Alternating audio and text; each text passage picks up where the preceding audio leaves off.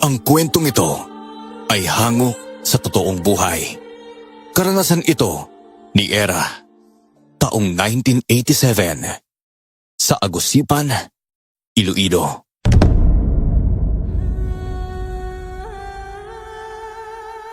Isang liblib na baryo sa San Ramon ang kanyang kinalakihan. At likas na sa kanilang lugar ang mga kwento ng aswang. Ang lolo niya, si Maestro Hilario, ay kilala bilang isang manggagamot at bilang nag-iisang apo. Si Era ang itinakdang tagapagmana ng kanyang kaalaman.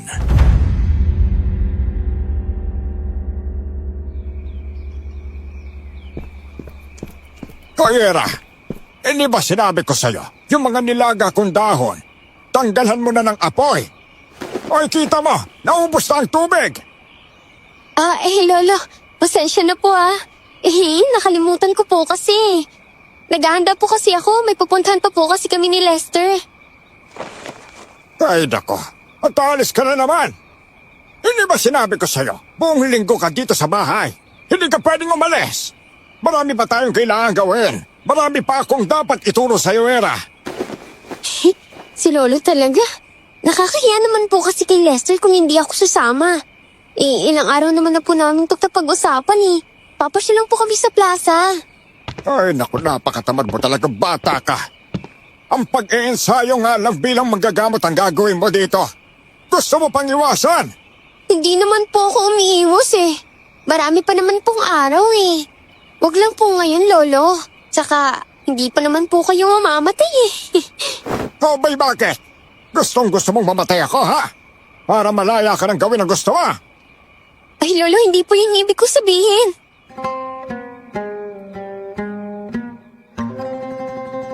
Mahigpit ang paniniwala ni Maestro Hilario sa kahalagahan ng kanilang tungkulin.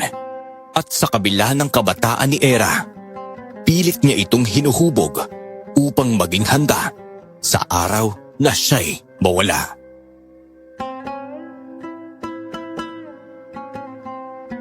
Kailangan mong mag-ensayo, Era. Para kung wala na ako kaya mong protektahan ang espadang bakal na itim. Hanggat hindi pa natin nahahanap ang tagapagmana ng espada mo, tayo lang ang makakapagprotekta noon. Ayan na naman po kayo Puro kayo espada. Binibigyan niyo pa ako ng obligasyon sa sarili niyo ang tanda-tandaan niyo naman na. Kung makikinig ka lang sana sa akin, marami akong gustong sabihin tungkol sa espada. Mahalaga ang espada yon para hindi lumakas sa mga aswang. Kailangan nating maprotektahan yon para hindi nila masakop ang mundo. Ulyanin na nga po kayo, Lolo. Hindi ba nung una sabi niyo, kailangan nating protektahan ng espada kasi yun lang ang sandatang mabilis makapatay sa mga aswang? Yun nga ang ibig ko sabihin. Paiba-iba naman po kayo ng kwento Oo na nga, hindi na ako aalis ngayon. Pero bukas itutuloy ko na lakad namin ni Lester, ha? Hindi nakaimik si Lolo matapos kong sabihin yon. Kilalang batikang manggagamot si Lolo sa amin. Lahat ng tao sa baryo dumadayo sa bahay kapag nakakaramdam ng sakit. Kaya lang, matanda na si Lolo. Makakalimutin na rin. Dala ng katandaan. Sa totoo lang, hindi ako natutuwa kapag naiisip kong mamanahin ko ang kakayahan niya. Ayaw kong maging manggagamot.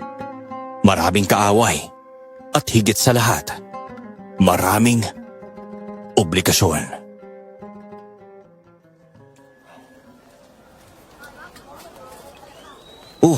Mabuti naman pinayagan ka ng lolo mo na sumama sa akin dito sa plaza ngayon. Ay naku, kung alam mo lang, nag-away pa kami ni Lolo kanina Hindi ko na lang siya pinansin. Saka, iniwan ko na lang siya sa bahay. Alam mo naman si Lolo, halos araw-araw. Paggising niya, puro halamang gamot na lang ang nasa isip niya Yung totoo, ayaw mo talaga maging manggagamot na kagaya niya, no? Oo, pero wag mo na lang ipagkalat, ha? Baka makarating pa yun sa kanya, magalit pa yun sa akin. Nakarinig ako ng kwento dito sa baryo. Yung sabi nila, ang lolo mo raw, mabagsik na mananugis ng mga aswang.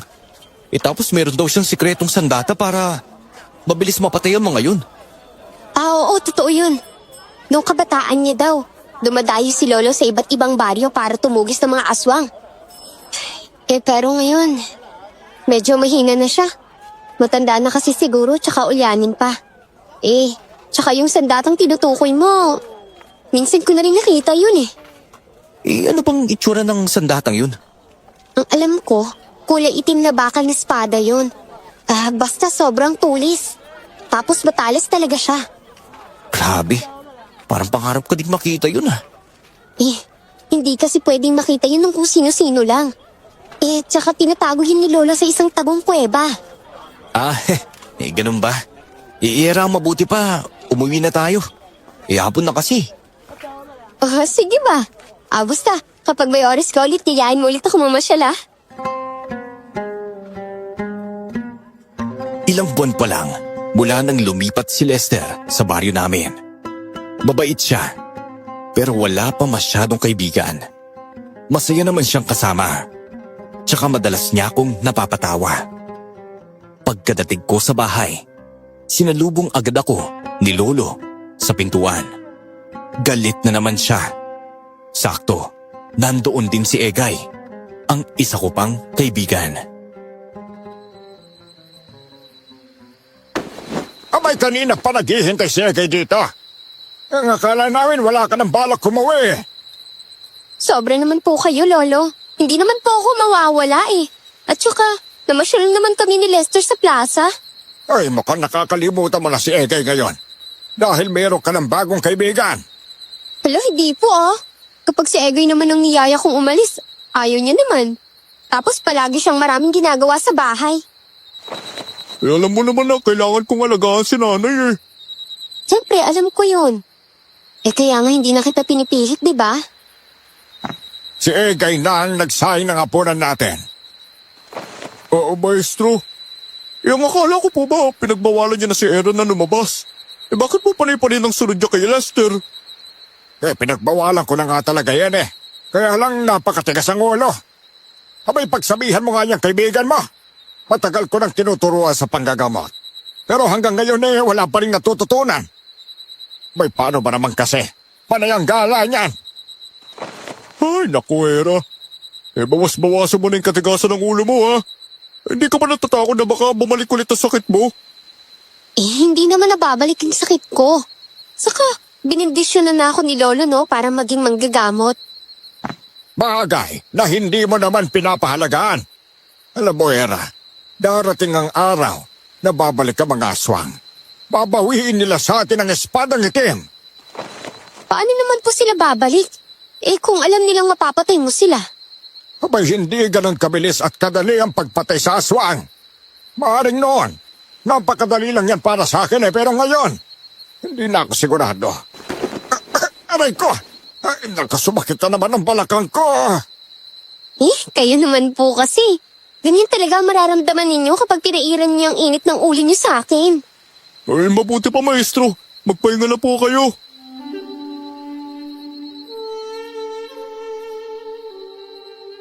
Kaagad naman pumasok si Lolo sa kanyang silid. Naiwan kami ni Egay sa labas at halatang nakanguso siya sa akin. Alam ko, nagtatampo siya. Ilang araw na rin kasi akong hindi nakakapasyal sa bahay nila. Madalas ko kasing kasama si Lester. Hindi ko rin maunawaan kung bakit ganoon kabilis gumaan ang loob ko sa lalaking yon.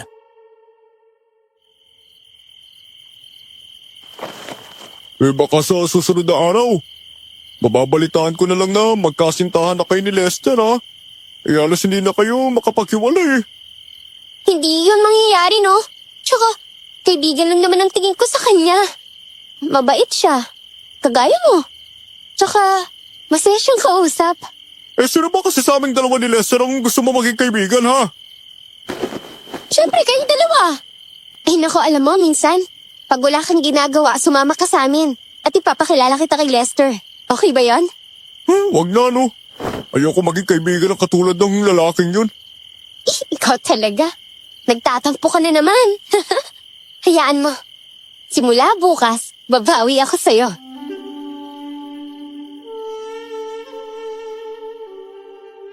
Kinaumagahan, sabay kaming pumunta ni Egay sa kagubatan. Habang naglalakad kami sa kalsada, nasa lubong namin si Lester. Nagpumulit itong sumama sa amin. Mabilis naman siyang tinanggihan ni Egay. Pero pinakiusapan ko siyang hayaan na lang si Lester. Sa huli, napapayag ko rin siya. Pagkadating namin sa kagubatan, kaliwat kanan ang hampas ni Lester sa hangin dahil kinukuyog siya ng mga lamok.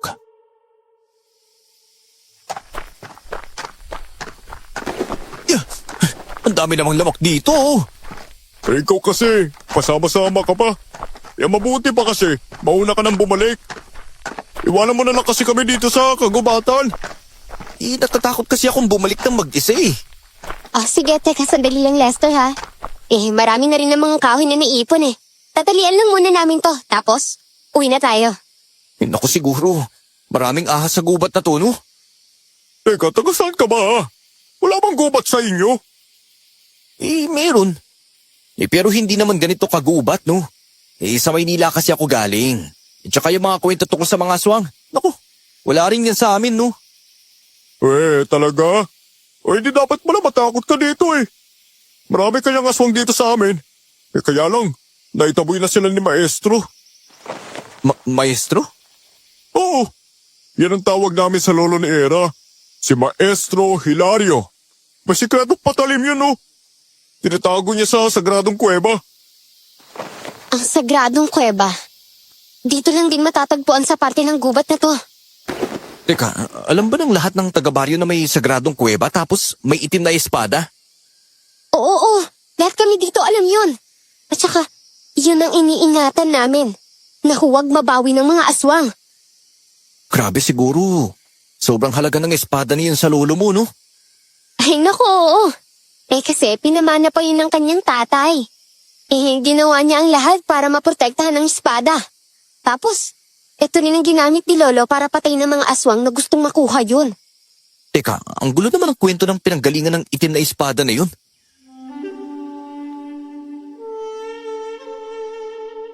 Nakita ko napakamot ng ulo si Lester habang kinakwentuhan namin siya tungkol sa itim na espada. Halata sa mukha niya na hindi siya naniniwala. Pero makalipas ang ilang araw, isang kahindik-hindik na pangyayari ang nakarating sa amin ni Lolo. Isang ina, si Margarita, ang dumating sa bahay upang magpatawas.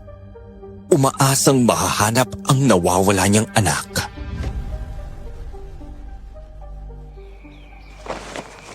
Kailan pa ba nawala ang anak mo, Margarita? Magdadalawang araw na ngayon, Maestro Hilario. Hindi ko na alam kung saan ko siya hahanapin. Nakapagreklamo na rin ako sa barangay. Tumulong na rin sila sa paghahanap pero hindi talaga namin siya makita. Era, dalhan mo nga ako rito ng mainit na palanggana. Lagyan mo ng tubig. At pagkasindihan na rin itong pating kandila. Lolo, ang alam ko po, hindi kayo manghuhula, di ba? Manghuhulaan niyo kaya kung nasan ang anak ni Ate Margarita? Ito, mabuti pa, manood ka sa gagawin ko, ha? Dapat nga, ikaw na ang gumagawa nito, Era eh. Alam mo namang matanda na ako, Apo. Bakit, Era, hanggang ngayon, hindi ka pa rin ba marunong magdamot? Wala ka pa rin bang alam, Iha? May alam na po. Kaya lang po, medyo kaunti pa lang eh. Rosa, mamaya na kayo mag-usap. Kailangan ko munang hanapin kung nasaan ang anak ni Margarita. Abay, hindi ko ito matatapos kung may nagsasalita sa tabi ko, ano?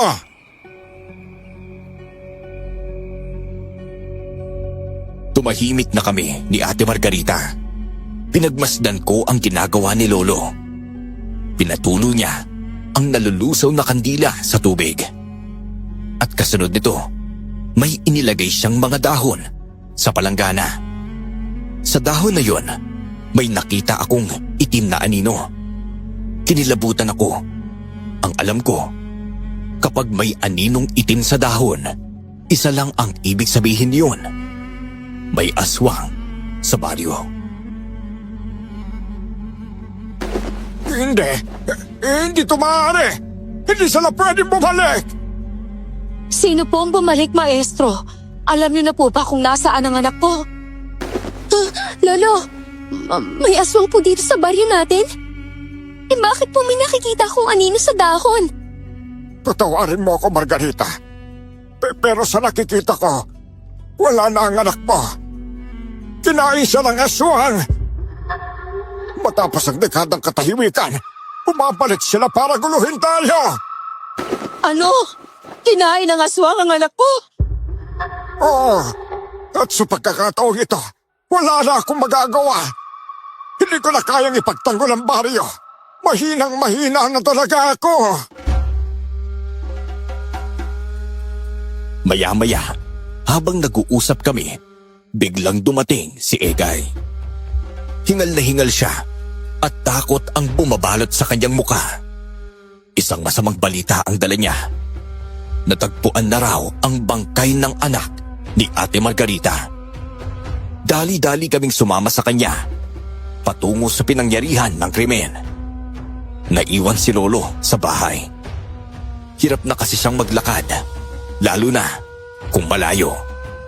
Parang sinuklaban ng langit at lupa si Ate Margarita nang makita niya ang sinapit ng kanyang anak. Anak ko! Diyos ko! Anak!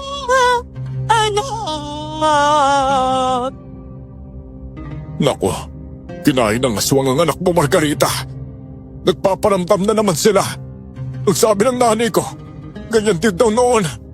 Namamatay ang mga bata at saka nagkakasakit ang mga hayop. Diyos ko, hindi niyo nagkamali si Lolo. Babay ka mga aswang para mabawi ang espadang itim. Naku po, kailangan may gawin si Maestro Hilario ngayon na para mataboy ang mga aswang. Ano pa magagawa ni Maestro? Eh, hirap na nga siya makalakad, hindi ba? Naku, Era, ikaw na lang ang pag-asa namin. Kailangan mo nang tanggapin na isa ka ng manggagamot.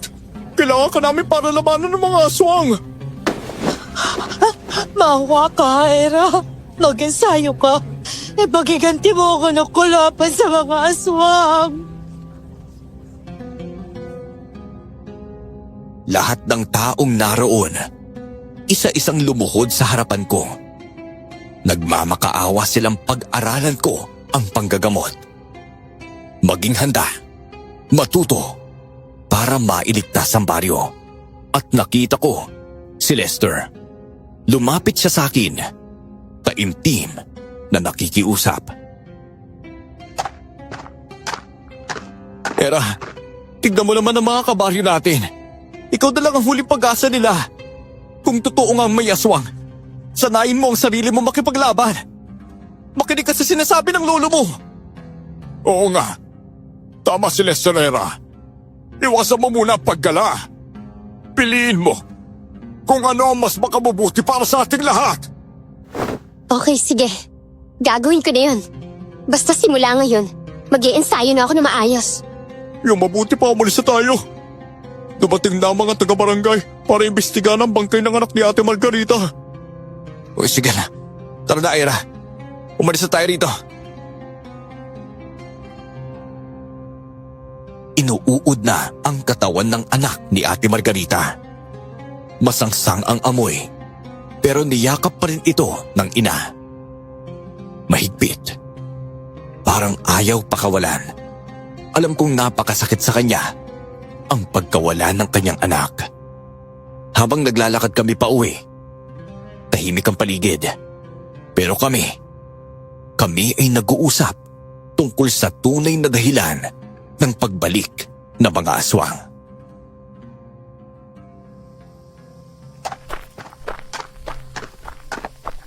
Akala ko ba bantay ang lolo mo sa baryo? Bakit nakapasok pa rin ng aswang? Ito na talaga ang matagal na hinihintay ng mga aswang eh. Siguro, alam na nilang mahina na si Lolo at saka ulyanin pa. At alam na nilang hindi niya na kayang labanan sila. At isa pa, magandang pagkakataon ito, no? Para mabawi nila ang itim na espada. Hindi na yung kayang protektahan ni Maestro Hilario eh. Pero ano naman kasi yung mapapala nila sa espada? Hindi ba sabi mo, Era, yun ang numero unong pamatay sa kanila? Bakit nila gustong kunin yun? Siguro, May iba pa silang pakay. At may iba pa sigurong dahilan kung bakit sila nandito. At kung ano man yon, handa akong harapin sila. At simula bukas, gagawin ko ng lahat ng gustong ipagawa sa akin ni Lolo.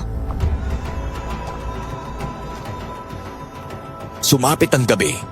Biglang nagising si Lolo. May kakaiba siyang naramdaman. Aniya, nasa panganib daw ang itim na bakal na espada. Agad siyang nagpaalam sa akin at lumabas ng bahay. Dahil sa matinding pag-aalala, sumama ako sa kanya, papunta sa sagradong kuweba.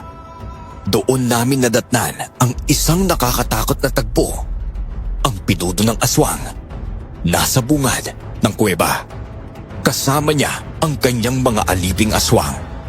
May hawak silang mga bihag. Taong pinigilan sa leeg. Walang magawa. Nanginginig sa takot. Pagawalan mo ang mga tao pinunong aswang at ako ang hanapin mo! Kaya mo pa ba akong labanan ngayon, Maestro Hilario? Mahina ka na. Wala na lang laban sa amin. Isuko mo na sa amin ang itim na espada para wala nang masaktan. Kahit anong mangyari, hindi ko isusuko sa iyong espada. Sabi ko na nga ba, hindi ko naubos patay ng lahi ninyo. Naghihintay lang kayo ng pagkakataon para lasubin ang baryo. O baka naman, taga rito rin kayo. Tapos na ang paghahari mo, Maestro. Panahon na para kami naman ang humawak sa itim na espada. Kami ang susundin ng mga tao. At ikaw, wala ka nang magagawa para iligtas sila. Hanggat nabubuhay ako, hindi mapapasakamay mo ang itim na espada. At lalong hindi masasakop ang baryo. Kung ganon, simulan na natin ang laban. Tignan natin kung hindi matatapos ngayong gabi ang hininga mo. Magtiwala ka lang sa akin na po. Magkasama tayo. Alam kong hindi mo ako pababayaan. Ito, gamitin mo. Isa ring sagradong punyal yan. Palagi ko yung gamit sa pangangaso ng aswang. Gawa yan sa mga tinunan na baryang pilak. Pero Lolo, wala po akong kakayanan lumaban. Alam kong hindi po ako nagsanay ng maayos. Kasi matigas ang ulo ko. Basta naniniwala ako sa iyo, Apo. Tingnan mo ang mga tao. Umaasa silang maililigtas natin sila. Kaya wag mo silang bebegoin. Tinanggap ko ang punyal mula kay Lolo. Maya-maya, dumating si Egay kasama ang ilang pangkalalakihan. May dalang asin, bawang at tapang sa dibdib. Handang lumaban. Pumwesto kami. Tahimik ang paligid. Hanggang sa bigla nilang salakayin ang aming hanay. Ang mga aswang. May mga anyong pusa, aso at baboy ramo. Mabilis, mabagsik at gutom sa dugo. Nandiyan na sila! Mga kasama! Inanda ka sila't bawang! Kaya na ang pahala sa kanila. Nakita kong pumasok sa sagradong kuweba pinunong aswang. Kailangan ko sa pigilan bago niya makuha ang itim na espada. Mag-iingat po kayo. Mag-ingat ka rin na po. Alam ko kaya mong protektahan ang baryo natin. Lalaban tayo sa aswang. Para sa baryo. Sugod mga kasama! Isang madugong labanan ang naganap ng gabing yun. Marami sa mga kasama namin ang namatay. Ngunit maraming aswang din ang napaslang. Ngunit dahil sa taglay nilang kapangyarihan, nahirapan pa rin kaming talunin sila. Sa gitna ng kaguluhan, nakita kong tumalsik si Lolo mula sa sagradong kuweba.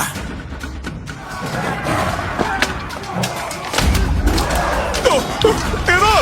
Tulungan mo si Lolo doon! Sige. Kakautin na lang din naman ang mga aswang. Pero parang imposible nang maubos natin sila eh. Kahit anong mangyari, hindi ako papayag na masakop ng aswang ang baryo natin! Gagawa tayo ng paraan para matalo sila! May isa pang pangkat ng aswang na papalapit. Mag-iingat ka, Egay. Kailangan ko ng tulungan si Lolo. Mabilis akong tumakbo patungo kay Lolo. Nakahandusay siya sa lupa. Duguan. Halos hindi makagalaw. Apo, bigo akong protektahan ang itim na espada. Nakuha na yon ng pinunong aswang. Ano ba, Lolo? Marami na po kayong sugat eh. Mamamatay po kayo dito pag hindi kayo umalis. Ang mabuti pa, tumakas na po kayo. Kami na nga harap sa kanila. Hindi na baling pabatay ako. Basta ang mahalaga, ginawa ko ang lahat ng makakaya ko para protektahan ang espada. Tulungan mo ako makatayo. Kailangan kong bawiin yon. Lo, makinig po kayo. Hindi po kayo pwedeng mamatay ngayon, ha? Kailangan niyo pa po kasi akong turuan eh. Bakit hindi muna natin iparaya ang espada? Tignan niyo, marami na pong nasawi. Naku, hindi ako pwedeng mabigo. Hanggat wala pa ang tagapagmana, kailangan manatili sa atin ang espada. Pinapangako ko po, Lolo. Ako po ang gagawa ng paraan para mabawi ang espada. Pero ngayon, ang mahalaga ligtas po kayo. Saka para matutukan niyo pa po ako. Lumabas sa pinunong aswang! Magsiatras kayo! Hindi maawat ang halakhak ng pinunong aswang habang unti-unting lumalapit. Hawak niya ang itim na espada. At sa pagdating niya, kitang-kita ko ang pag-atras ng mga kasamahan namin. Takot. Nanghihina. Dahil sa pagkatalo, isa-isa niyang pinaslang ang mga bihag. Dinilitan sa leeg. Wala kaming nagawa ni Lolo. Ramdam ko ang sakit sa dibdib niya dahil nabigo siyang protektahan ang kanyang mga kababaryo. Mga alagad ko, tama na ang kaguluhan. Kailangan na nating umalis para maisagawa ang pagsalin ng kapangyarihan ng espada sa mga kamay ko. Walang iyak ang aswang ka. Kumanda ka sa akin. Ano bang oras? Babawiin ko ang espada sa'yo! Kung mababawi mo ba, kaya nga pa ba, hindi naman maaasahan yan. Kagaya mo rin siyang walang kwenta. Walang kwenta pala ah! Ana! Bumalik ka dito! Ana! Wag! Umatras ka! Atras! Pero hindi na ako nakinig. Buong tapang akong sumugod. Bit-bit ang sagradong punyal. Sinugod ko ang pinunong aswang. Pero nahuli niya ang kamay kong may hawak ng punyal. At sa isang iglap, inihagis niya ako palayo. Bumagsak ang likod ko sa lupa. Ramdam ko ang punit sa laman. Ang init ng sugat. Sinubukan kong bumangon. Pero hindi ko namalayan. Lumapit na ang pinunong aswang. Kahit papano, mapapakinabangan kita. Isasama kita sa kuta namin. Wag! Wag mong dalhin ang apo ko! Kung ganon, subukan mo sa iligtas mula sa akin. Pakawalan mo kaibigan ko! Tagtag ka bata ka. Sino ka ba para makialam, ha? Ako ang papatay sa'yo kapag hindi mo siya pinakawalan! Matapang ka. Pwes, subukan natin ang lakas mo. Pinakawalan ako ng pinunong aswang at agad siyang hinarap ni Lester. Sa bawat galaw niya, alam kong may kakayahan siyang lumaban. Sa pangalawang pagkakataon, naipasok na naman niya ang punyal sa tiyan ng aswang. Ngunit sa matinding galit, sinipa siya ng aswang ng buong lakas. Tumilapon si Lester sa lupa at doon na tumakas ang pinunong aswang. Bit-bit ang itim na espada. Sumunod sa kanya ang kanyang mga alagad. Pasulong sa kadiliman.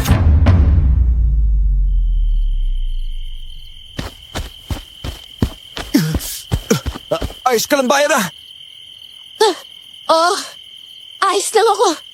Maraming salamat ha, sa pagdating mo.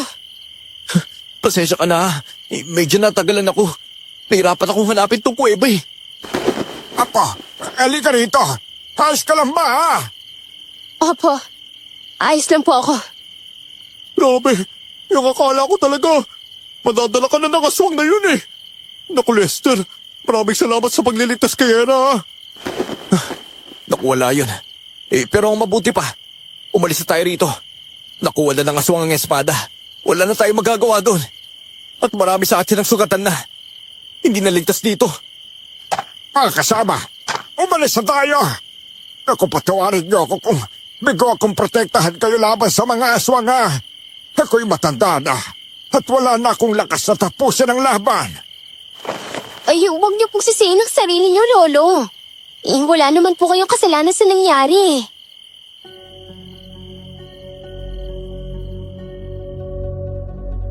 Nang gabing yun, naghiwalay kami at umuwi sa mga kanya-kanyang bahay.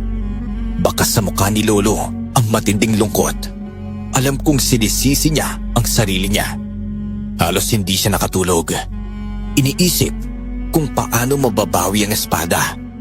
At ako naman, hindi mapakali sa awat konsensyang nararamdaman ko. Baka naman po bigla na kayong magkasakit niyan, Lolo. Parang buong gabi na po kayong hindi natutulog eh. Mas mabuti pa nga magkasakit para mamatay na ako kagad. Total wala na rin ako silbi sa baryong ito. Lolo naman, huwag na po kayo magsalita ng ganyan.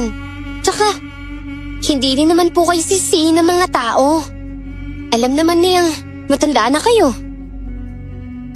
Hindi ko talaga matanggap ang pagkatalo ko sa pinunong aswang na yon.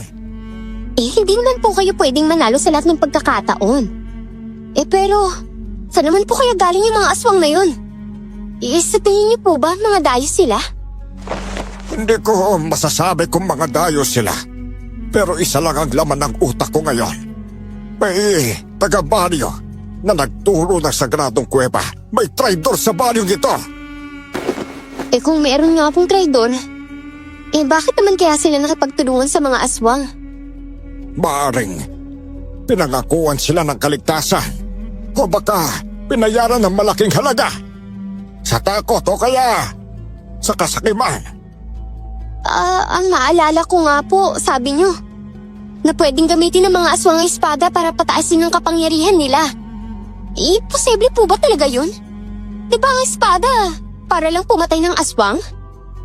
Oo, pero kung mapapasakabay nila ang espada, abay pwede rin nilang gamitin yon.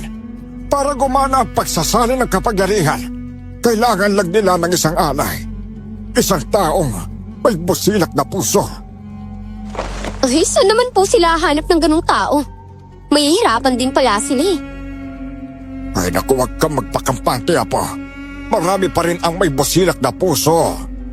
Kapag nakahanap sila ng isa, abay wala ng pag-asa ang mundo. Mapapasakabay na ito ng mga aswang. Doon lang ako nagkaroon ng tunay na interes na makinig tungkol sa itim na espada. Nalaman ko na kapag ginamit pala ito ng taong may masamang intensyon, may kaakibat pala itong sumpa. Kasama ng swerte, ang kapahamakan. Ayon pa kay Lolo, hindi mahirap para sa mga aswang ang pagsalim ng kapangyarihan.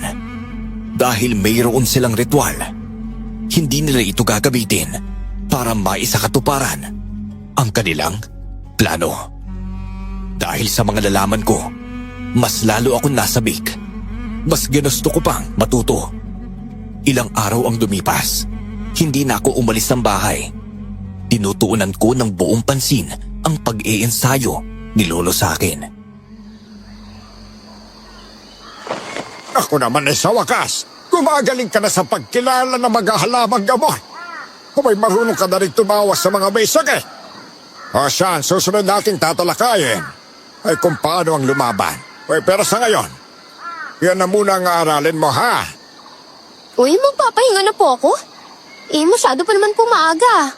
Tsaka, ngayon yun na po ako turuan kung paano lumaban. Apo, hindi pwedeng sa isang araw ituro agad sa iyo ang lahat. Bukas ka magsisimula ng ensayo sa pagkikipaglaban, ha? Ako na po magbubukas. Uy, Era, may ginagawa ka pa ba? Ay, wala naman, Egay. Ikatatapos ka lang mag-ensayo eh. Halika, pumasok ka muna. Ay, magandang araw po, Maestro Hilario. Oh, magandang araw rin. Pwede na kayong gumala kung gusto nyo magpahinga, okay? Kaya po ako pumunta. May sasabihin po sana kasi ako eh.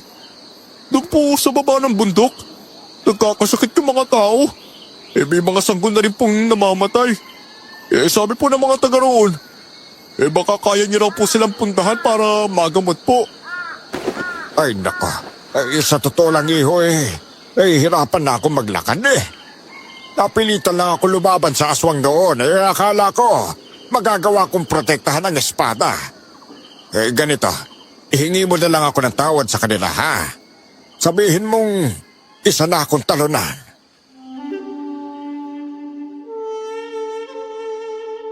Matapos niyang sabihin yon, malungkot siyang tumalikod at pumasok sa kanyang silid. Nagkatitigan kami ni Egay. Hindi ko alam kung ano ang sasabihin. Pero may desisyon na akong nabuo. Pinuntahan ko ang mga tao sa baba ng bundok. Hindi na ako nagpaalam pa kay Lolo. Isa-isa kong tinignan ang mga may sakit. At doon ko napatunayan ang mga aswang na ang may kagagawan. Gamit ang karunungan tinuro ni Lolo, ginamot ko sila. Hinaplasan ng langis. Nilagyan ng mga halamang gamot. Umaasa akong kahit sa maliit na paraan ay mapagaan ko ang sakit nila. Naku, sana nga gumaling na silang lahat no? Umaasa rin ako, Egay eh.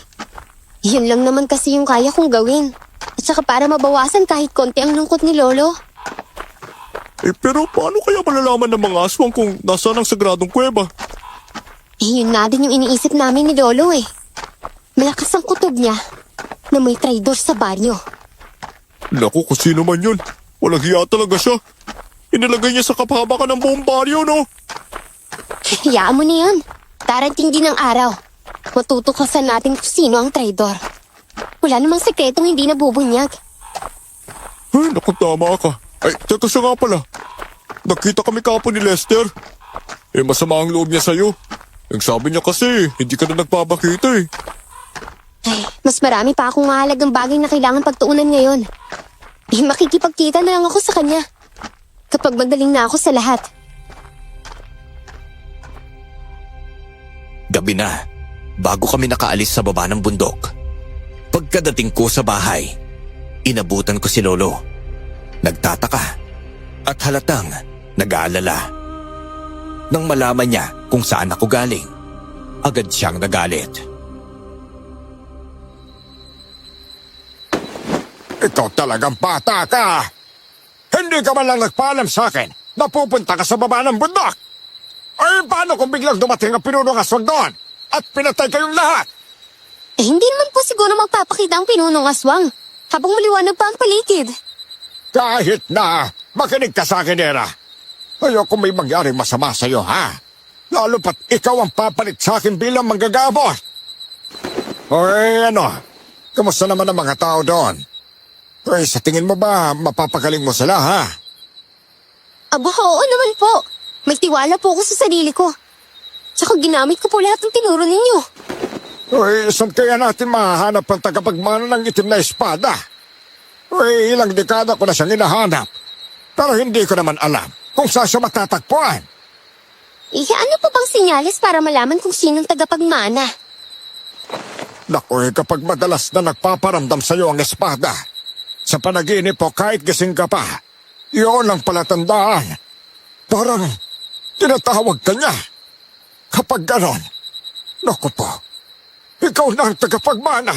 Kailangan mong kunin ang talagaan nito. Paano kung humingi po kaya tayo ng tulong sa manghula? Wala akong kilalang manghuhula sa baryo natin eh. At kung maghahanap tayo, kailangan pa lumuwas sa bayan. Ay, hayaan niyo na po ako maghanap. Pero ngayon, ang mabuti po magpahinga na po kayo. Hindi pwedeng laging kulang ang tulog ninyo, no? Baka bigla nilang kayong matumba dyan.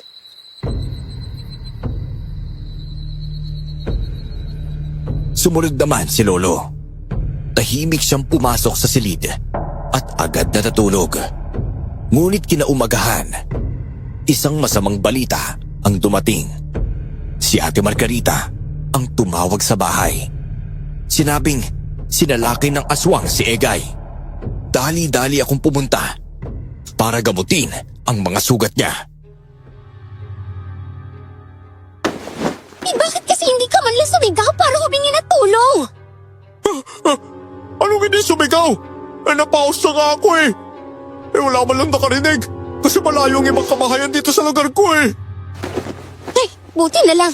Hindi ka nila pinatahintik ng mga aswang na yun. Ano ba klaseng aswang ba yun, ha? Yan ba yung pinunong aswang? Hindi. Pero sobrang itim ng balat niya at saka ramdam ko parang wala siyang intensyon patayin ako eh. Egay, mukhang delikado na talaga kung dito ka pa mananatili. Wala kang kapitbahay, tapos malapit pa to sa gubat. Natatakot na rin ako. Lalo na't binabantaan ako ng aswang. Maniwala ka sa akin. Gusto ka nilang makuha. Ano? Sinabi yun ng aswang? Oo, ang sabi daw nila, ikaw ang tutupad sa propesiya. Ano naman yung ganap ko sa propesiya ng mga yan? Hindi ko rin alam. Pero mag-iingat ka na lang ha. Mahal na mahal ka ng baryo natin, Era. At kung totoo sila sabi ng aswang, kailangan nilang hindi ka makuha. May mga kalmot si Egay sa dibdib, likod at pati sa braso. Mabuti na lang at hindi ganoon kalalim ang sugat niya. Matapos ko siyang gamutin, agad akong umuwi. Pero sa daan, nakasalubong ko si Lester. Nagulat ako nang bigla niya akong yakapin sa harap ng maraming tao.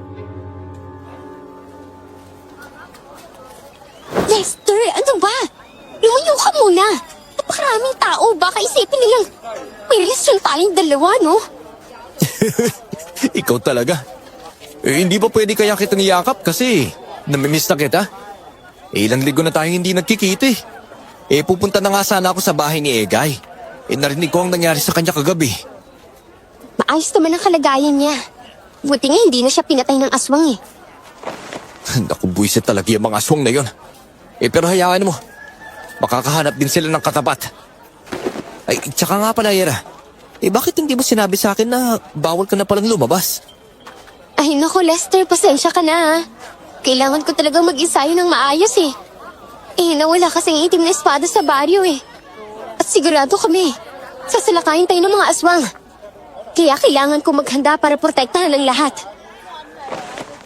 May tutulong ba ako? Sabihin mo lang. Ay naku, tsaka ko nasasabihin kapag handa na akong lumaban. Ay hayaan mo ha.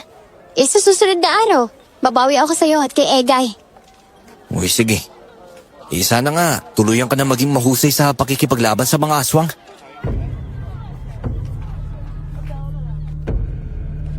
Pagdating ko sa bahay, ikinuwento ko agad kay Lolo ang lahat ng sinabi ni Egay. Naniniwala rin si Lolo na ang layunin ng mga aswang ay bihagin ako upang tuluyang mapatay siya. Kaya naman sinabi niya sa akin, kailangan ko nang simulan ang paghahanap sa tagapagbana ng itim na espada. Ngayon pa lang, Era. Hanapin mo na ang tagapagmana ng itim na espada. Kapag hindi mo yan nagawa, maaaring mapahamak ang lahat.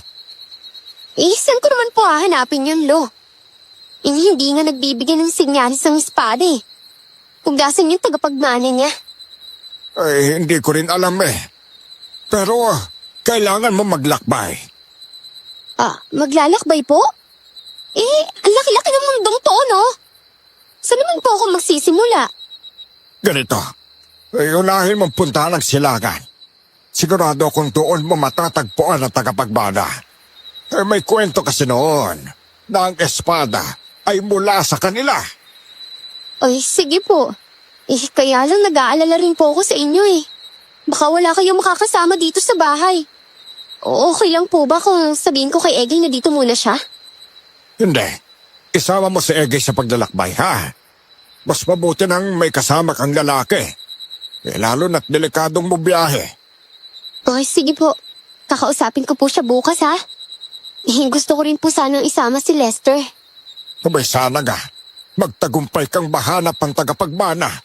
Nang sa ganun siya na ang makakapatay sa bagong pinuno ng aswang. Maaga akong nagpahinga ng gabing yon.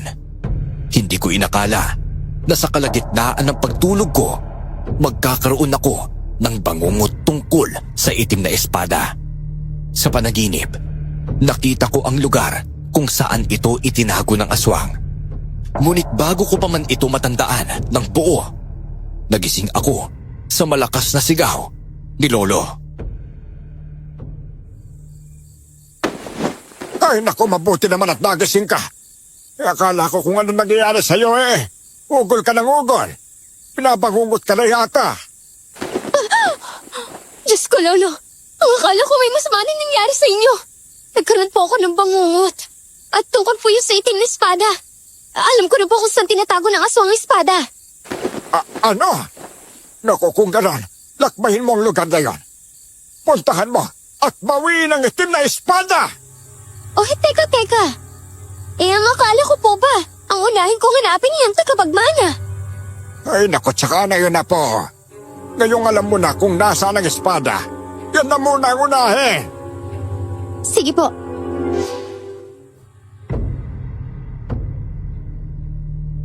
Kinaumagahan, nakipagkita ako kay Egay at Lester.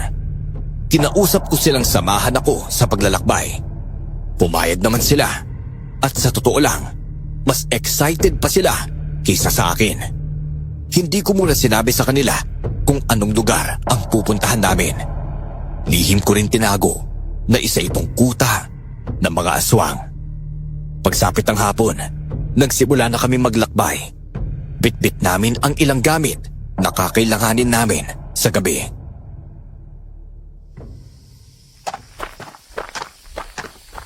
Uy, Yara, malayo pa ba itong pupuntahan natin? Medyo. Isang buong gabi siguro bago tayo makarating. Ano? Naku naman, mapapagod tayong tatlo niyan eh.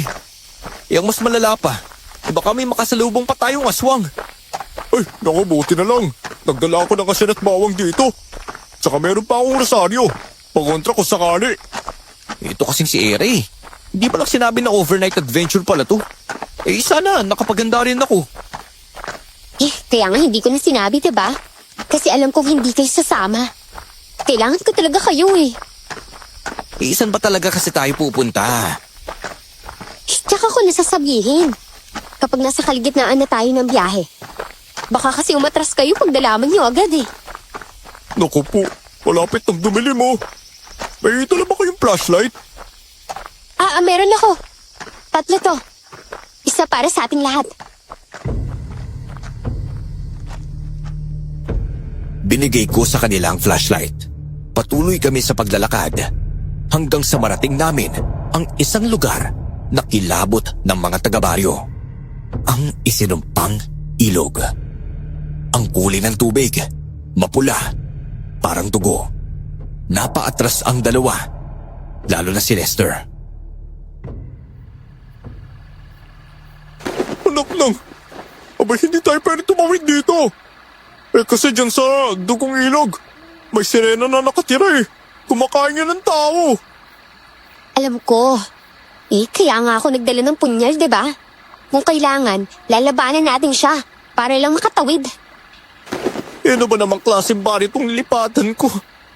May aswang, may sirena, tapos ito pa, dugong ilog. Ay, naku, parang gusto ko na nga lang umuwi. Nandito na tayo, oh. Hindi na tayo pwedeng bumalik. Basta kahit anong mangyari, hindi ako tatawid dyan, no? Ayoko nga. Isusubukan lang naman natin, oh. Alam nyo, nakita ko ang libro ni Lolo. Nasa ilalim ng una niya. Ayon sa isinulat niya, kapag kabilugan daw ng buwan, hindi nagpapakita ang mga sirena. Lumulubog sila sa ilalim ng ilog. Kasi takot sila sa sinag ng buwan. Uy, paano naman kung hindi ngayon ang bilog na buwan?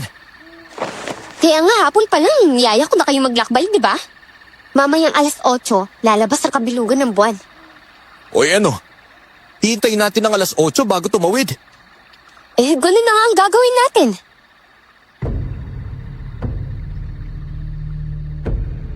Dahil dayo lang si Lester sa baryo namin, marami siyang tanong tungkol sa dugong ilog.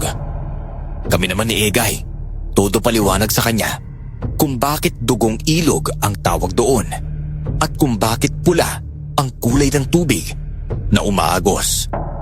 Ayon sa kwento ng matatanda, kaya raw pulang-pula ang tubig dahil iyon ay luha ng sirena.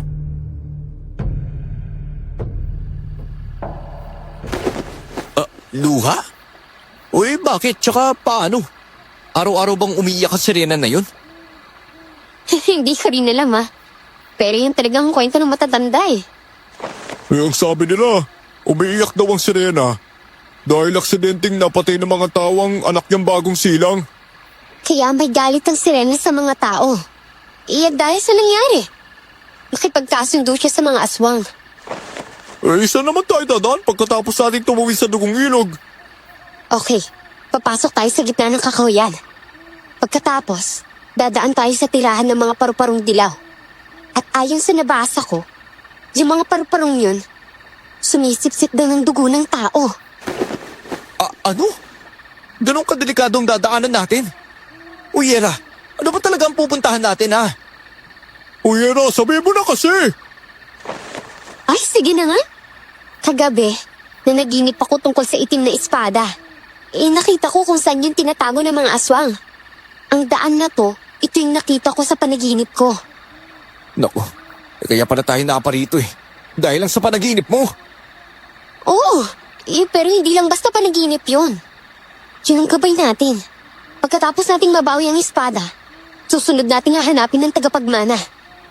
Uy, tara na, malapit na mag-alas 8. Umanda na tayo. Lalabas na ang bilog na buwan. Pero paano tayo tatawid? Hindi nga natin alam kung aling parte ang mababaw Doon tayo sa dulo ng ilog. Mas malakas ang agos doon, pero siguradong mababaw lang ang tubig. Nabasa ko rin yun sa libro ni Lolo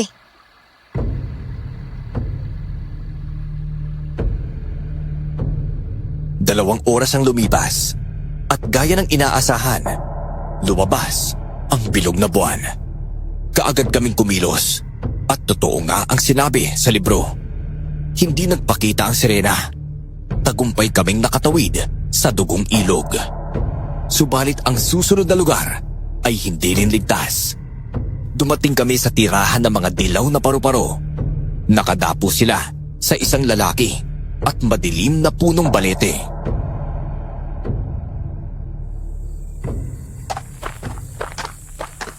Ay, nako.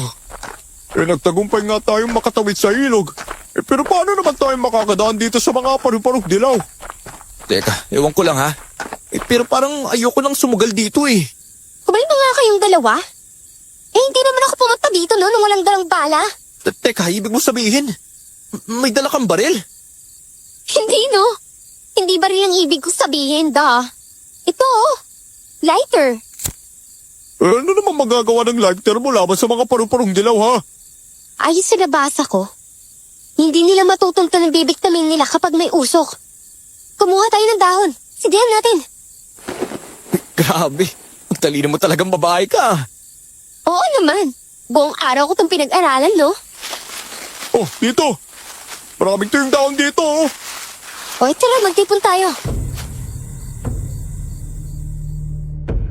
Nagtipon kami ng tuyong dahon at agad itong sinindihan. Makalipas ang kalahating oras, nagsimulang lumipad palayo ang mga dilaw na paru-paro. Sa pangalawang pagkakataon, tagumpay na naman kaming nilampasan ang isa sa mga pinakakinatatakutang lugar sa baryo.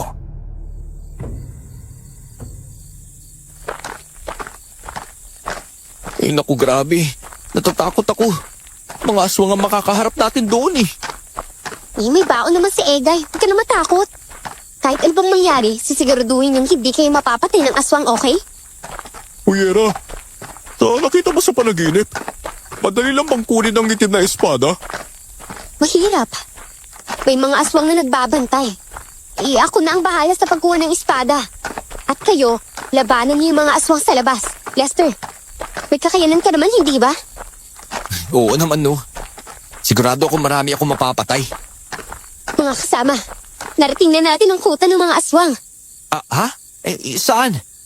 Ayun oh, Tingnan nyo. Kitang-kita ko mula rito ang kubo nila. Tara! Sugurin na natin ang mga hayop na yan! Hinanda ko na ang sandata ko. Ngunit bago pa man kami makalabas sa aming pinagtataguan, nakaramdam ako ng kakaiba. Parang pinapalibutan na kami. Mabilis kong naintindihan. Pinaghandaan kami. Tila ba naunahan na nila ang bawat galaw namin. Naku, Hera. Baka natrap tayo ng mga aswang Lalaban tayo, kahit anong mangyari. Pero paano? Pinapalibutan na nila tayo Inabas mo ang asin. At baon na baon mo. Sige. Sandali lang Ano ba? Tama na yan! Tumigil na kayong dalawa sa kaibangan ninyo! Dahil kahit anong gawin nyo, hindi kayo mananalo. Laban sa lahi ko! Sa isang iglap, nagbago ang anyo ni Lester. Tumambad sa amin ang totoo niyang pagkatao. Bilang isang aswang. Hindi kami makapaniwala. Si Egay, agad na sinunod si Lester at binitiwan niya ang bag na may panlaban. Gumulong siya sa lupa, sugatan at gulat. Ayop ka, Lester! Napakawalang iya mo! Nagpanggap ka pang inosente dito sa baro! Yung pala, isa ka rin sa kanila! O ano Nahulog ba kayo sa bitak ko?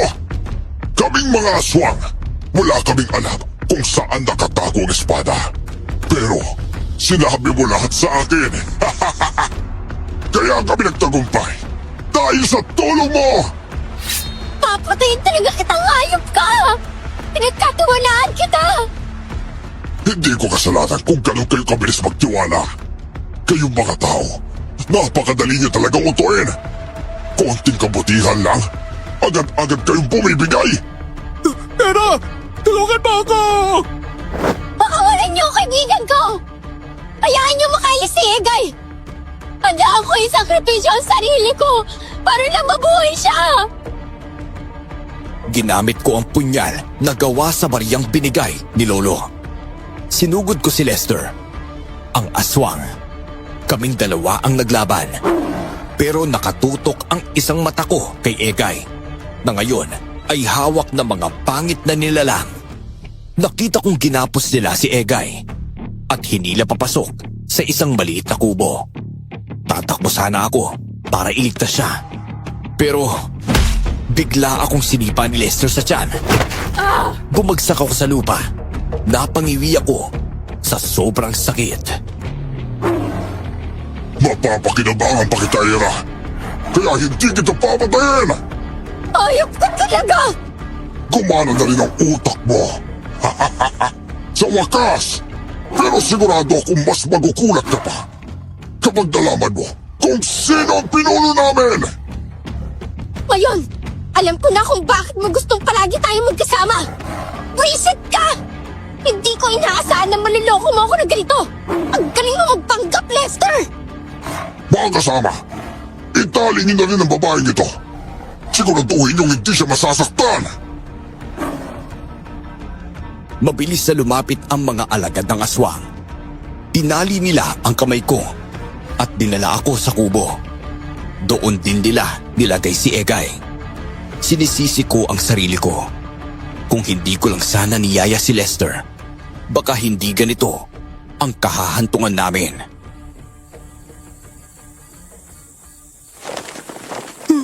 Visit talaga yung si Esther. Inuto tayo ng hayop na yon. Kaya pala gusto niya palagi tayong magkasama. May balak pala talaga siya Pastawarin mo ako. Ikaw lang naman talaga ang gusto ni Lolo na isama ko pero dahil nga akala ko kaibigan ko siya, pati siya sinama ko. Wala kang kasalanan, ano ba? Planado yan naman kasi ito Nilapitan ka niya para lang malaman kung nasa ang itim na espada. Naku, ikaw naman kasi napaka-chismosa mo Tinuri ko siya kaibigan. Kaya ko lang naman nasabi ang tungkol sa espada. Di bale. Ang isipin na lang natin kung paano tayo makakalis dito ng buhay. Walang darating para iligtas tayo Magtiwala lang tayo sa dasal. At syempre, seryosong kailangan nating mag-isip ng plano.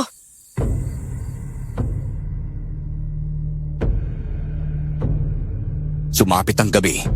Sa gitna ng kadiliman, pinalabas kami mula sa kubo para masaksihan ang isang madilim na pagtitipon. Nasa harap namin ang itim na espadang nakatarak sa isang malaking bato. Sa tabi nito, ang pinunong aswang. Nakatalikod siya sa amin. Sa gabing ito, isasalin ko lang ang kalahating kapangyarihan ng itim na espada sa tagapagmana ko bilang pinuno. Magbigay-pugay kayong lahat para kay Lester. Siya ang pinili kong susunod sa yapak ko bilang pinuno ng mga aswang. Maraming salamat, Ama. Pangako, hindi kita bibiguin. Sasakupin ko ang buong baryo. Papatay ko ang maestro. Ang pumuksa sa ating lahi noon. Ama? Ibig sabihin, tatay mo ang pinunong aswang? Tama ka, Era. Mag-ama kami ni Lester. Matagal na namin plano ito at hindi ko akalain na magiging kaibigan ng anak ko ang apo ng maestro. Hindi. Kuya Silag, ikaw ang pinunong aswang. Kaya pala lumipat kayo sa baryo. Para magbanman. Mga hayop kayo! Mas lalo ako nasaktan. Hindi ko akalain si Kuya Silag pala ang pinuno. Noon pa man, halos hindi ito makipagkita kay Lolo. Ngayon, alam ko na kung bakit. Hindi mo ba napapansin, Era? Tuwing nandyan ang lolo mo, agad akong umaalis. Dahil alam kong malakas ang pakiramdam niya. Nalalaman niyang isa akong aswang. Ganyan kami maglaro, Era. Ganyan kami kagaling. Ginamit ka lang namin para mabawi ang espada. Ngayon, simulan na ang pagsasali ng kalahating kapangyarihan. Ngunit, hindi natin makukuha ang kabuuan hanggat wala tayong iaalay. Isang taong may busilak na puso. Mga traidor! Mga ayap! Mamatay na kayo, mga aswang kayo! Mauuna ka nang mamatay sa amin, Egay! Gagawin kita pagkain kapag tuluyan na ako lumangas! Nakita kong sinugatan ni Kuya Silag ang pulso ni Lester. Dumugo iyon at ididikit niya ang kamay ng lalaki sa hawakan ng itim na espada. Biglang nagliwanag ang espada at nagkumbulsyon ang katawan ni Lester. Ramdam ko may enerhiyang pumapasok sa kanyang mga ugat. Sa tingin mo ba, darating ang lolo mo para iligtas tayo? Hindi ko alam. Hindi niya alam ang lugar na to. Hindi ko kasi sinabi sa kanya na dito matatagpuan ang kuta ng mga aswang. Ayoko sanang isama siya at ayokong madami siya. Hindi ko rin inakala na traidor si Lester. Naku, di kung ganun, dapat pala tayong mangumpisal. Mukhang dito na matatapos sa buhay natin. Patawarin mo talaga ako, Gaya. Ano pa ba magagawa ko? Parehas naman tayo nabiktima ng traidor na yan. Ilang minuto pa ang lumipas. Natapos na ang pagsasalin ng kalahating kapangyarihan. Biglang napaupo si Lester sa lupa. Nangihina, naninibago sa lakas na gumagapang sa kanyang katawan. Tinulungan siya ng kanyang ama at doon nagbago ang anyo ni Lester. Mas naging nakakatakot, mas malakas, mas mabalasid. Ngayon, anak, ikaw na ang pinakamalakas sa aswang. Sa oras na makaharap tayo ng iaalay, sasambahin ka ng lahat ng uri ng aswang. Nagugutom ako, Ama. Gusto kong kumain ng sariwang karne ng tao. May hinanda akong pagkain doon para sa'yo. Huwag mong gagalawin ang 2 biyag. Maaaring isa sa kanila ang maging alay. Masusunod po, Ama. Aray! Egay! Biglang sumakit ang ulo ko. Ano? Bakit? Ano nangyari sa'yo? Hindi ko rin alam eh. Basta sumama bigla ang pakiramdam ko. Ano ba yan? Baka gutom ka na rin. Kagabi pa tayo walang kain eh. Naku, makahayop talaga ang mga yan. Kapag nakawala ako dito, papatayin ko talaga si Lester eh. Mga alagad, dalhin niyo ang 2 bihag sa ilalim ng lupa. Sa tunnel, doon natin itatago ang espada. Hinila kami ng mga alagad ng aswang at dinala sa ilalim ng lupa. Malawak ang tunnel. May mga lampara. Kaya maliwanag ang paligid. Dinala rin nila ang itim na espada at inilagay ito sa isang malaking kahon. Sa loob ng kahon, may makamandag na ahas. Isang kobra. Sumama rin si Silag para tiyakin na nakatali kami ng maayos.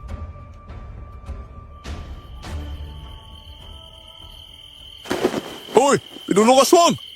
Baka naman pwede pakainin mo kami ngayon ha? Gutom na kami ni Era eh. Binihog mo na kami.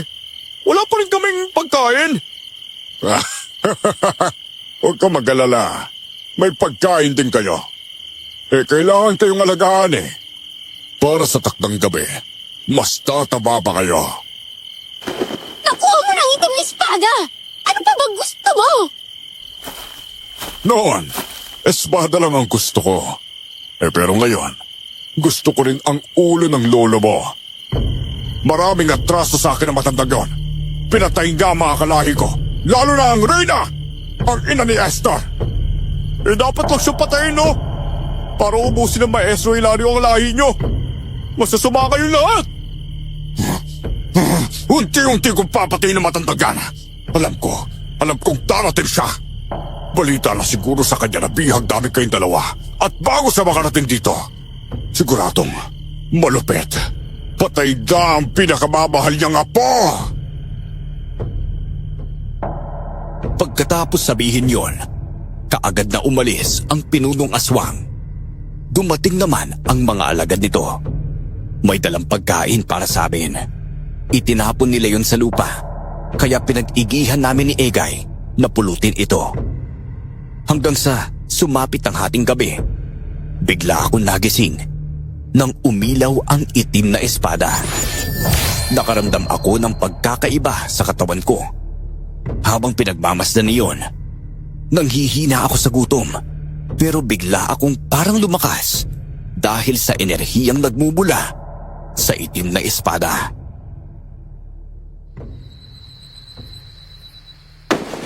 Egay! Kumisig ka! Era, bakit? Kakainin na ba tayo ng mga aswang? Ha? Hindi! Tingnan mo ang itim na espada! Bigla na lang siya umiilaw. Tapos parang hinihila ako nito papalapit sa kanya. Oo nga no. Ano kaya kung lapitan mo? Paano naman ako makakalapit? Nakakaldena yung paa ko, oh. Siguro, senyalis na to. Iligtas niya ang espada mula sa mga aswang. Ayaw niyong magpagamit sa mga masasamang nilalang eh. Ano ba yan? Paano na to? Wala naman tayong magawa para ilayo siya sa kanila. Kahit tayo nga nasa kapamakan, di ba? Oh, ayan. Nawala ng pag-ilaw ng itim na espada oh. Oo nga, no. Pero alam mo ba, parang may kakaiba sa katawan ko. Kaya lang, hindi ko matukoy kung ano. Namamanhid ako. Parang may kuryenteng gumagapang sa akin. Alam mo, mabuti pa. Magpahinga na tayo. Hindi natin alam kung anong pagsubok ang haharapin natin bukas eh. Ay. Hanggang sumapit ang umaga, nagulat na lang ako nang kunin ako ng pinunong aswang mula sa ilalim ng tunnel. Naiwan si Egay doon, kaya mas nag-alala ako sa posibleng mangyari sa kaibigan ko. Pati ang itim na espada, isinama rin palabas ng tunnel kasabay ko. Dumiretso kami sa isang kubo. Nadatnan namin doon si Lester, naghihintay. Oh, nagtataka ka ba kung bakit ako nandito, ha? Malaki ang may tutulong mo sa akin, Hera. Para makuha ko ng buo ang kapangyarihan ng itim na espada. Ano naman ang maitutulong ko sa'yo, Lester, ha? Nakita ng babaylan. Ikaw ang maaaring makapagpalabas ng kapangyarihan ng espada. Ikaw ang may busilak na puso na kailangan naming ialay. At mamayang gabi pa ang pag-aalay. May pagkakataon ka pang magdasal sa Panginoon mo. Ipagdasal mong darating ang lolo mo para iligtas ka niya. Kung kaya pa niyang maglakad papunta dito. Walang iya ka talaga, Lester! Ginamit mo ang kahinaan ko para makuha ang gusto mo! Itinuri kitang kaibigan! Kahit bago magkakilala pa lang tayo! Walang halaga sa akin ang mga pinagsamahan natin. Hanggang kailanman, hindi ko ituturing na kaibigan ng apo ng taong pumatay sa ina ko. Nakita kong may kinuha si Lester na bakal. Kasing laki ng braso niya. Hindi ko inaasahan na gagamitin niya yon para ipalo sa akin. Napasigaw ako sa sobrang sakit ng pambubugbog niya. Pero wala akong magawa para makalaban dahil nakagapos ang kamay at mga paa ko. Na mga oras na yon, inisip ko na iyon na talaga ang katapusan ko. Bigla na namang umilaw ang itim na espada habang pinapalo ako ni Lester. Bigla na lang akong hindi nakaramdam ng sakit. Para bang sinusubukan ng itim na espada na protektahan ang katawan ko laban sa bakal. Hoy, tama na nga yan, anak! Baka mapatay mo si Hera at hindi matuloy ang pagsasali ng kapangyarihan. Alisingin na ang babae niya sa harapan ko. Malakas ang kutob ko, Lester! Hindi ka magtatagumpay sa pinaplano mo! At paano mo naman nasabi, ha? Kayong hawak na kita, magtatagumpay ako! Tingnan natin! Ang pagkakaalam ko kasi, hindi magpapagamit ang itim na espada sa mga masasamang nilalang na kagaya nyo! At saka matagal ng panahon itong inaalagaan ng lolo ko. Kaya alam niya kung sino dapat ang bigyan niya ng kanyang kapangyarihan. Hanggang dumating ang gabi ng pag-aalay. Pinahiga nila ako sa papag at kaliwat kanang ginapos ang mga kamay ko. Nagsimula na rin gumawa ng ritual ang pinunong aswang. Si Egay naman ay umiiyak habang nakatingin sa akin. Dahil sa sobrang panlulumo at pag-aalala. Nagsasalita ng Latin ang pinunong aswang at si Lester naman ay nakahawak sa punyal. Katapusan mo na ngayong gabi, Hera. Baka may gusto ka sabihin para sa lolo mo. Maniwala ka sa akin, Lester. Hindi ka magtatagumpay sa kasamaan mo. Kakampi sa akin ang itim na espada. At nararamdaman ko, hindi siya magpapasakop at magpapagamit sa iyo. Ganun ha? Pwes, ito ang nababagay sa'yo! Ah! Walang hiya ka! Baka wala na ako dito at kumabag ng patas! Lester! Bakit mo silaksak si Hera? Ayop ka talaga, lalaki ka! Tumahimik ka, taba! Dahil isusunod na rin kita! Lester, ngayon na ang tamang oras. Sugatan mo na ang pulso ng babae niyan at inumin ang kanyang dugo. Pagkatapos, kunin mo ang itim na espada at ilapat sa dibdib ko. Kusang lalabas ang kapangyarihan nito para sumalin sa katawan mo. Nakangisi si Lester habang nakatingin sa akin at hinanda ang punyal para sugatan ang aking pulso. Pero hindi yun natuloy nang kusang lumutang sa ere ang itim na espada. Nararamdaman ko na papalapit ito sa kinaroroonan ko. Sinalaki ng espada si Lester, pero nakailag ang lalaki. Parang may sariling buhay ang espada dahil ito mismo ang nagtanggal ng tali ko. Tagumpay ako nakawala sa pagkakatali at maraming aswang ang nagulat sa nangyari.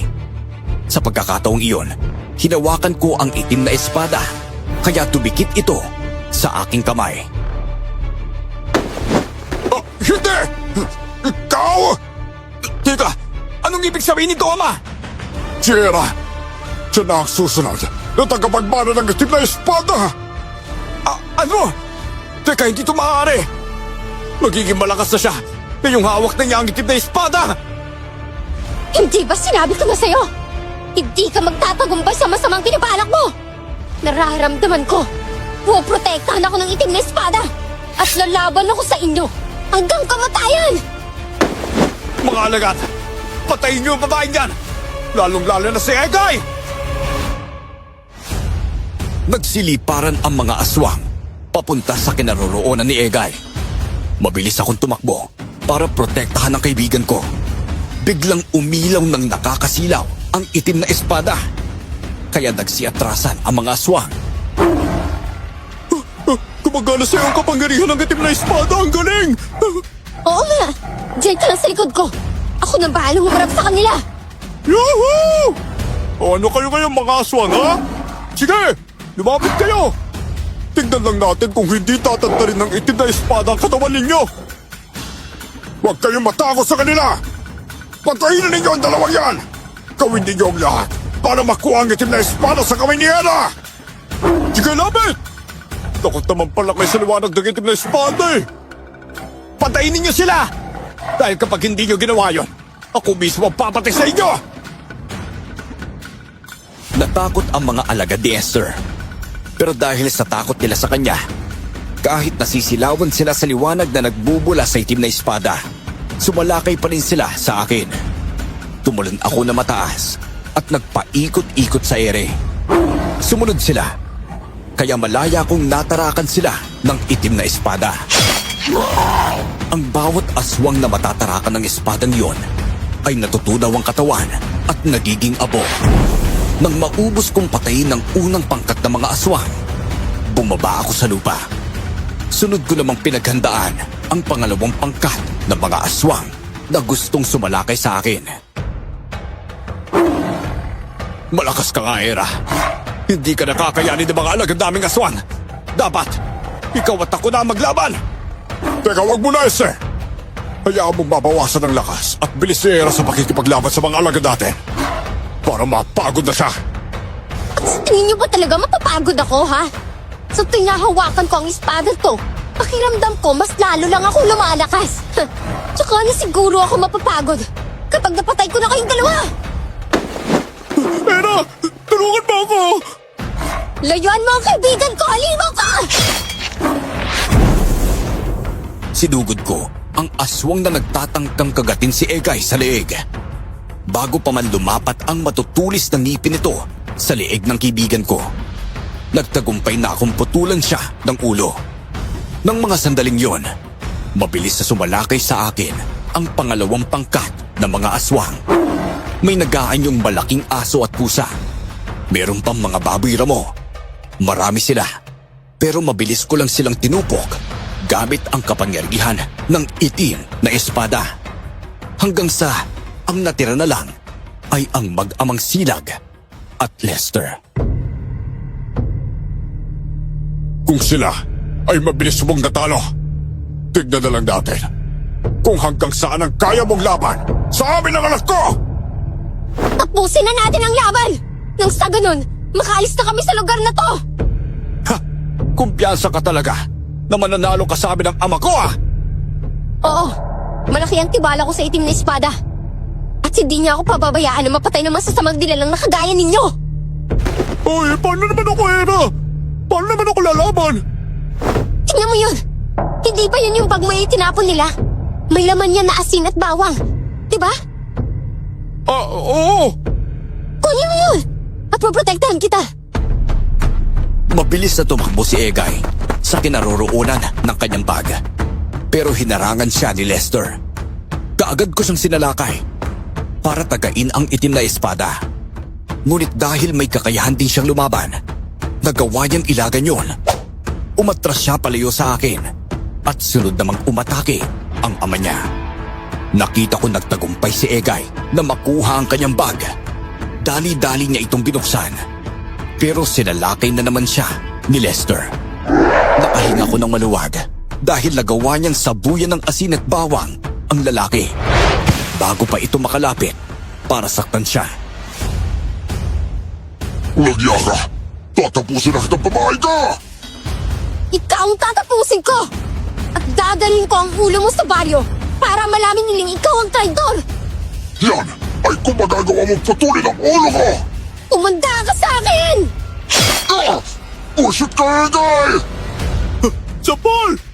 Sige na, Ira! Tarakan mo na siya ng espada! Magandang pagkakataon na iyon para sa akin. Natarakan si Silag, ang pinunong aswang. Pero bigla siya nagpalit anyo bilang isang malaking aso. Tumalon siya at tinagat ang braso ko. Napanguwi ako sa sakit, pero gumanti ako. Nagawa ko siyang sugatan sa paa, kaya patalon-talon siyang umatras nang lumapat sa lupa. Sunod namang umatake sa akin si Lester. Nag-iba na rin ang anyo nito. Naging mabalbon ang buong katawan niya at sobrang itim. Hindi ka na makakaligtas sa akin! Ilagay na! Sasabuhin ko siya ng asin! Isa ka pa, Egay! Pinagbibigyan lang kita kanina! Wala ka rin namang mapapala kahit mapatay mo si Egay. Eh ako lang naman ang sadyanin yung dalawang patayin, hindi ba? Sa akin mo ibuhos ang lahat ng lakas mo kung gusto mong mabawi ang itim na espada! Mayabang ka! Hindi ako natatakot kahit ikaw ang tagapagbana ng espada yan! Kulang ka pa sa kaalaman sa makikipaglaban! Kulang nga! Pero sigurado akong mapapatay kita! Umusok ang katawan ni Lester nang sabuyan siya ni Egay ng asin at bawang.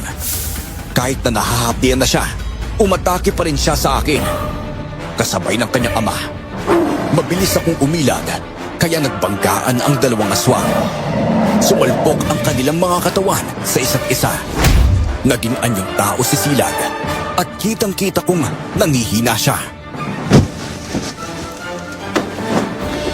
Hindi ko kayang labanan si Ira. Nagkaroon ako ng sugat sa paa. Ikaw na ba ang pumatay sa kanya?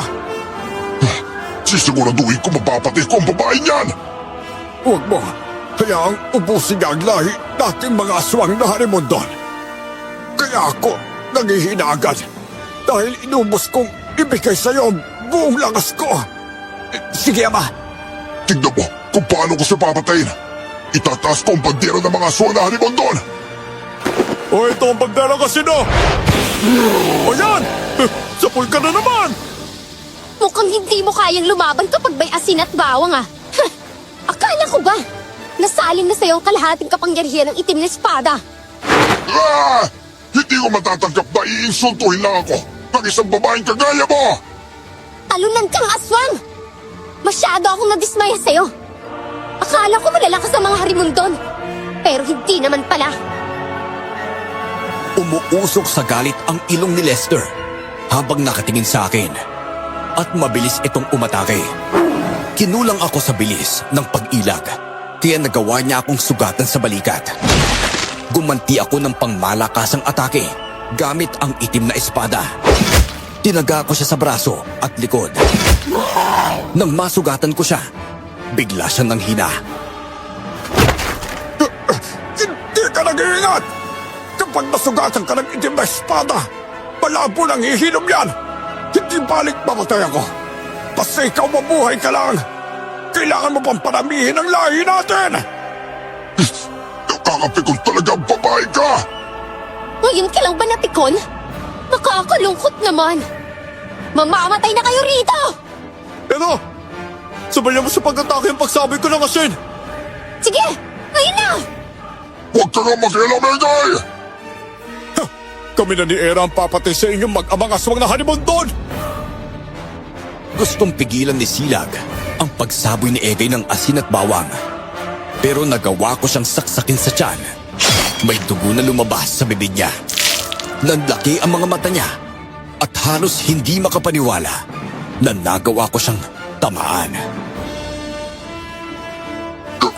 Ikaw ang susunod ng magmuwag na mga aswang! Oo! Kagaya ng lolo ko! Matatakot rin ang mga aswang kapag narinig nila ang pangalan ko! Hindi ito maaari! Paano ito nangyari?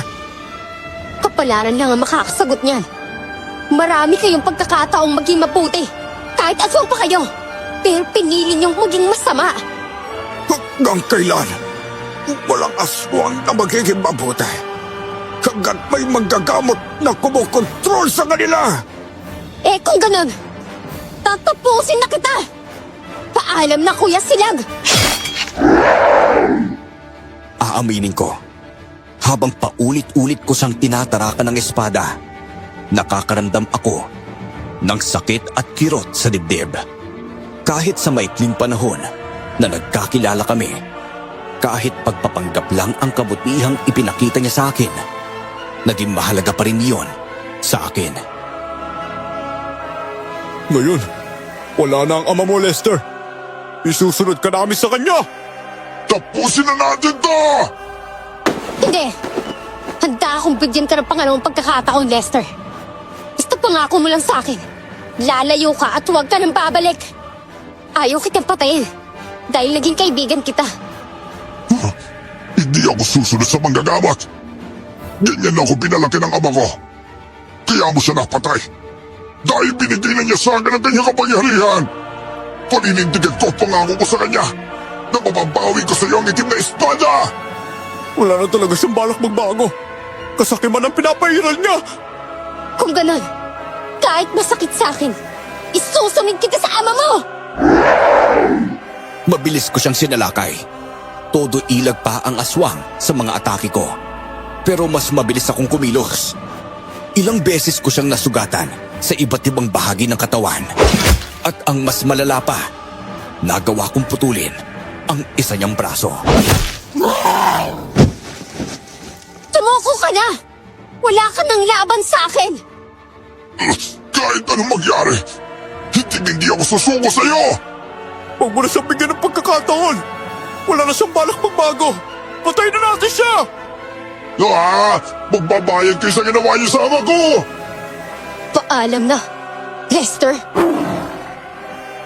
Sinalubong ko siya ng pagtarak ng espada sa puso. Kaya biglang nanginig ang katawan niya. Bumalik siya sa anyong tao. Awang-awa ko sa kanya sa mga oras na yon. Hindi ko lubos akalain na magiging tagapagbana ka. Wala akong balak na saktan ka. Ang hangad ko lang matuloy ang propesiya. Sinungaling ka! Kung wala kang balak na saktan siya, bakit mo siya pinalo ng bakal, ha? Kailangan kong gawin yon para may ipakita karapat dapat akong maging pinuno. Salamat sa pagpatay sa akin, Hera. Wala na talaga siya. Eh tsaka huwag ka maniwala sa sinabi niya, ha? Eh sa tingin ko, pinapakonsensya ka lang niya. Eh kasi alam niya mabuti ang puso mo, eh. Wala rin naman akong pagpipilian. Kailangan ko protektahan ng mga tao sa baryo. Mukhang tapos ang laban. Kunin na natin ang ulo nila para may pakita sa baryo kung sino ang aswang. Hindi na kailangan tanggalin pa ang ulo nila. Maniniwala naman siguro ang mga tao sa atin kapag nakita nilang dala natin ang itim na espada. Eh ano na plano mo sa katawan nila? Susunugin natin sila. Sinunog namin ang katawan ng mga aswang bago nilisan ang lugar na yon. Nakabalik kami ng ligtas ni Egay sa aming baryo.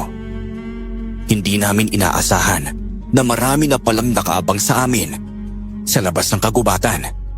Kasama na rin si Lolo sa mga naghihintay. Nag-aabang kung madadala ko nga ang itim na espada.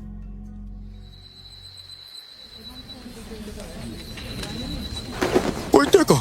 Paano nalaman ng mga tao na dito tayo nagpunta? Eh, hindi ko rin alam eh. Eh, tara. Lumapit tayo kay Lolo. Napo! Naku, maraming salamat sa Panginoon at nakabalik ka na. Abay, sabi ko na nga ba, hindi mo ko bibiguin eh. Lolo, ay ano pong ginagawa ninyo rito? Ilang araw na kaming nag-aabang sa pagbabalik ninyo. Ako'y malaki ang tiwala ko sa'yo na maibabalik mo sa baryo ang itim na espada. Alam kong ikaw ang susunod na tagapagmana po. Era, salamat sa paghihiganti sa anak ko laban sa mga aswang. Alam na namin kung sino sila. Sinabi na sa amin ni Maestro Hilario. Alam niyo na po kung sinong aswang? Oo naman. Abay noon pa mali. Alam ko na ang pagkatao nila. Abay lalong-lalo na si Lester.